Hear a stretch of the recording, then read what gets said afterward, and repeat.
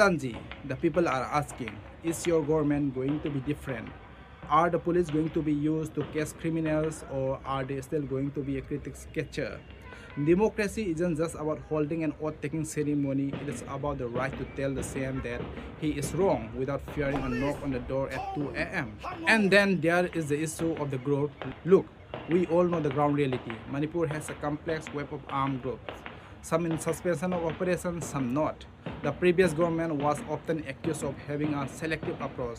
The apprehension now is how will this new administration handle them? Is the law going to be equal for everyone? Or will certain groups be allowed to roam free, intimidating public while the government is told to keep quiet for the sake of peace? We don't want a government that is soft on those who carry unauthorized weapons and but hard on those who carry a pen. We need a government that can actually disarm the tension, not just manage the optics. We hope that new CM has the taekwondo spirit to actually bring discipline to the law and order situation without being biased. Is democracy back?